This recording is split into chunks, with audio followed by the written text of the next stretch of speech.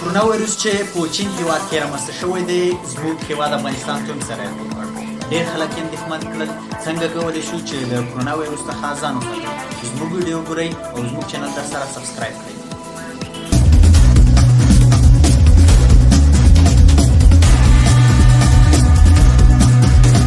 بسم الله الرحمن الرحیم.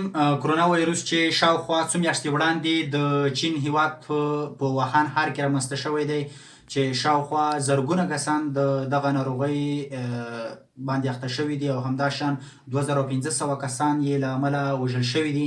خو بدبختانه چې د افغانستان ګاونډي هیواد ایران ته هم سرایت کړی دی او له هغه وروسته د افغانستان هرات ولایت ته هم د رسېدو خبر ورکول کېږي چې تېره ورځ یوه پیښه په هرات ولایت کې ثبت شوه او د افغانستان د عامې روغتیا وزارت لخوا تایید شوه.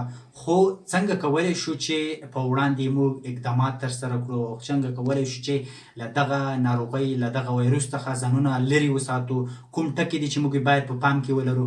لومړی دا چې موږ باید هره ورځ په پاکو اوبو او صابون سره لاسونه ومینځو او دویم دا چې هغه څوک چې ریزش، زکام، ټوخی، همداشان تنفسي سیستم ناروغۍ لري موږ باید ځانونه ترې لرې وساتو تر څو له دغه ناروغۍ څخه په امان کې وو. همداشان که چیرې دغه علایم په موږ کې موجود وي نو باید ډاکټر ته ولاړ شو او تر هغې چې دغه علایم په موږ کې ورک شوي نه وي موږ باید د خپلې کورنۍ له غړو سره یا له نورو کسانو سره ناسته ولاړه ترسره نه کړو او په یوازې خونه کې موږ باید خپل ژوند ته دوام ورکړو.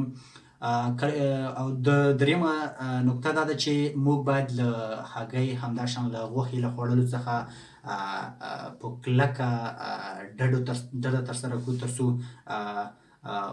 دغه ناروغي چې په دغه خوړو کې زیات د سرایت وړ ده، زیات امکان د دې برابریږي چې ستاسو په وجود باندې ژر حمله ترسره کړي.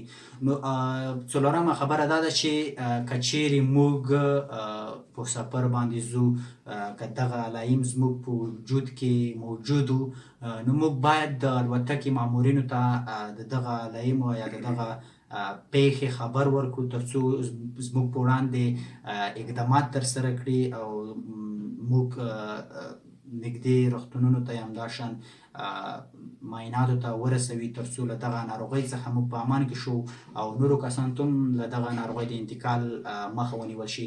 نو دوستانو زموږ ویډیو در سره لایک او شیر کړئ. که چیرې مو ویډیو خوښه شوي وي نو زموږ چینل در سره سبسکرایب کړئ او موږ به هم تاسو ته نور ګټور معلومات تر تاسو رسوو. دوستانو تاسو څخه ډېره زیاته مننه کوو چې زموږ چینل سبسکرایب کوئ او زموږ ویډیوګانې ګورئ.